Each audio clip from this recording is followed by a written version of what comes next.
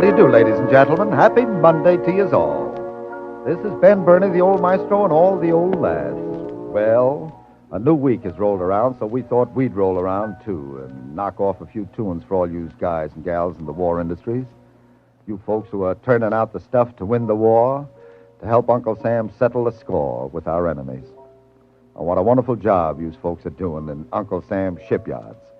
Think of Mr. Henry Kaiser launching a Liberty ship in 10 days.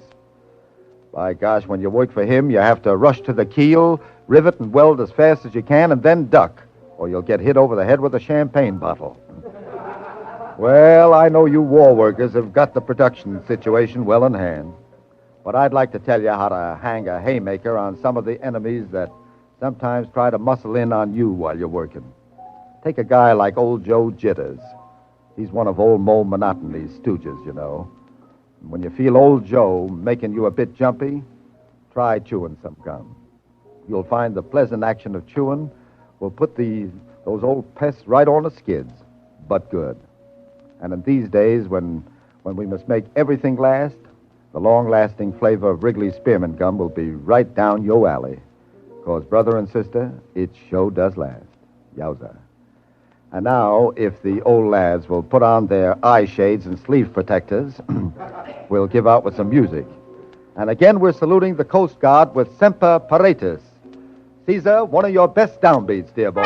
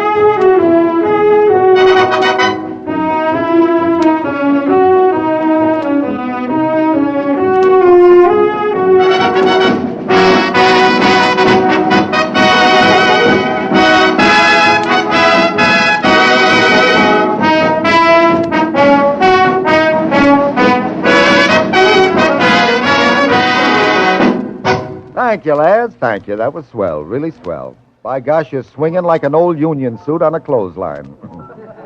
Looks like the boys are really batting it out this evening. And I would like you war workers to know that the old lads are pretty good mechanics themselves. Vince Fiorina saws that bass fiddle, Lou Singer hammers on them drums, and old Axel Monroe just chisels me out of $2. They're really mechanical. Well, put red sashes on the lads and call me Xavier Cougar. If it ain't Jack Fulton, the blast furnace Bonelli. What's cooking, Jackson? What you going to sing? Well, I was going to sing the beer barrel polka, but I can't. Why? I'm on the wagon. Caesar, run this guy on, will you?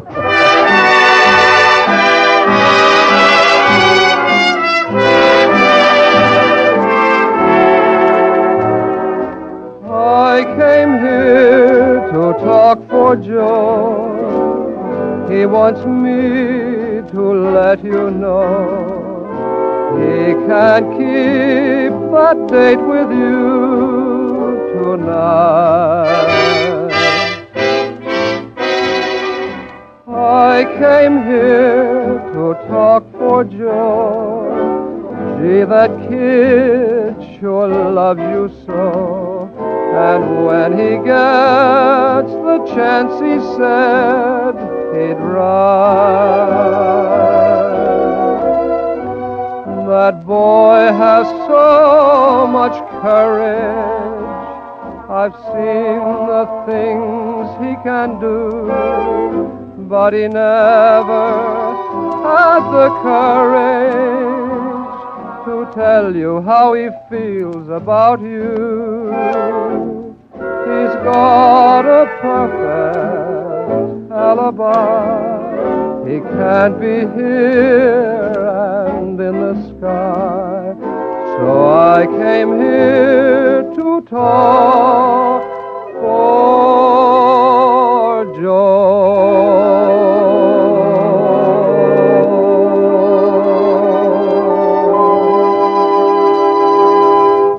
really nice, Jackson. I came here to talk for Joe. Beautifully sung. A beautiful song, too. And what you had to say for Joe, Jack, kind of makes the old maestro want to say a word to all the Joes and all the other lads in the Air Corps and in all the other branches of our armed forces. The folks back home in war production work, Joe, are going all out to back you up. They're doing their best, and they know you'll do the rest. And now I would like to... Mr. Bertie, I'm late. Well. Shut it. Good for me. Early or late, Sister Emmy. We're always sure right glad to see Well, you. good. How are things down in the country? Well, now everything's all right, Mr. Bernie, but I've been busier than a hen with a brood of ducks. Well- You see, I'm making all the arrangements for Bert and Bertie Beer Bar's Halloween party. Well, Yes. that's swell. You mean one of those parties where they put a lit-up pumpkin face in the window? No, not exactly. Bertie just puts Bert in the window. He's always lit up.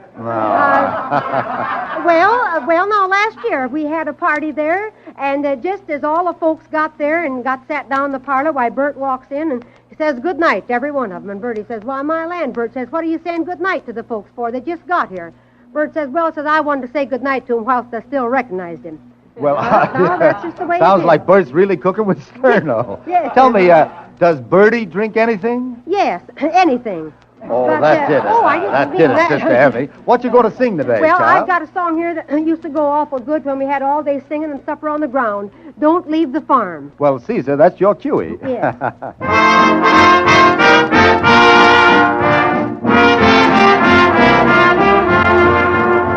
Come, folks, I have something to tell you. Come near, I would whisper it low. Whisper it low. Are you thinking of leaving the homestead? Don't be in a hurry to go. The city has many attractions, but think of the vices and sins. When once in the vortex of fashion, how soon the course downward begins. Don't be in a hurry to go. Don't be in a hurry to go. If you're thinking of leaving the homestead, don't be in a hurry to go. The farm is the safest and surest. The orchards are loaded today. You're free as the air on the mountain, and monarch of all you survey. Better stay on the farm a while longer, though profits come in rather slow. Remember, you've nothing to risk, folks. Don't be in a hurry to go. Don't be in a hurry to go. Don't be in a hurry to go. If you're thinking of leaving the homestead, don't be in a hurry to go.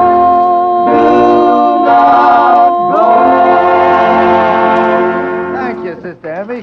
Thank you very much. If you're thinking of leaving the farm, boys, don't be in a hurry to go. By gosh, I have an idea. Paul McNutt wrote that lyric.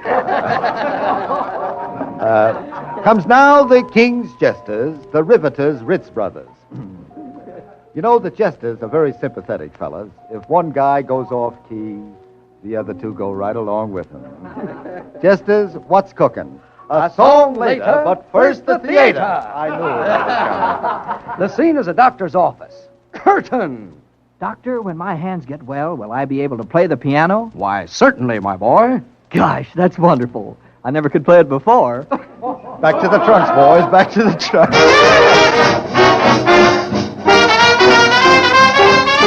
Way uptown in Harlem, there's a guy they call Joe Strong.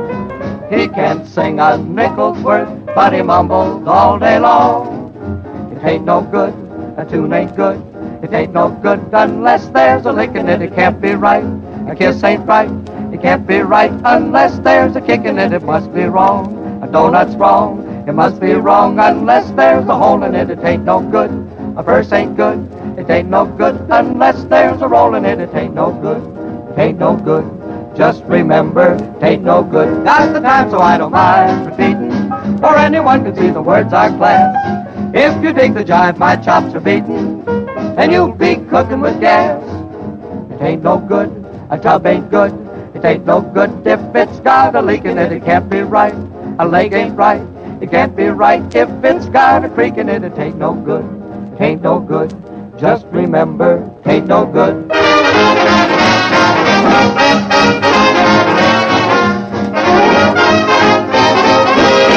That's right, they're cooking with gas.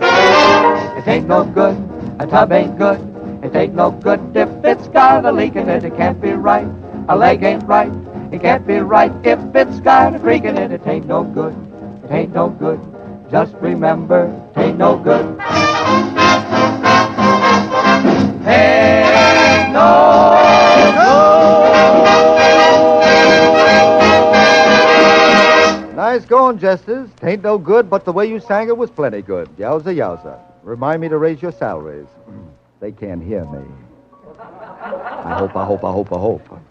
And now, Caesar, let's hear, Caesar, from our old girlfriend, Rosemary. This number's from the musical comedy of the same name. But after we play it, you'll probably want to travel incognito.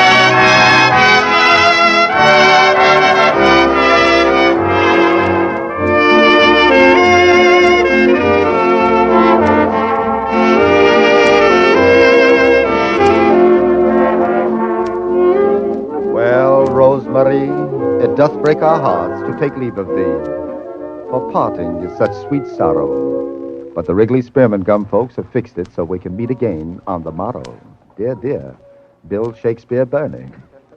And we're aiming to bring along some tunes that we hope will please you. You know, when it comes to music or idle banter, different folks like different things. But the letters I've been getting from war plants around and about the country give me an idea that folks who have tried it are mighty pleased with the job Wrigley Spearmint Gum does of helping them while they're working. Of course, there's many different reasons why guys and gals do like Wrigley Spearmint. Some say they like the way it pinch hits for their favorite smoke when they're working on a job where puffing's taboo. And others go for the way it keeps their mouth and throat feeling fresh all the time.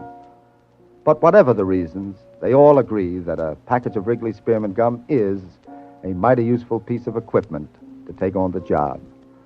So if you ain't yet got around to trying it, give it a fling the next time you punch in at work and see for yourself what a big helper that little stick of gum can be. And to use folks on the night or the old graveyard shift, remember the words of Droopy McEyelid. When I'm sleepy and feel like saying, ho-hum, I always choose Wrigley Spearmint Gum. And now the time has come to say au revoir and goodbye. The time to quit, unfortunately, is drawing nigh. But don't forget, if you want your work to hum, chew good old Wrigley Spearmint Gum. Yowza. So long. Upon cheerio, a bit of a tweet. God bless you, and goodbye.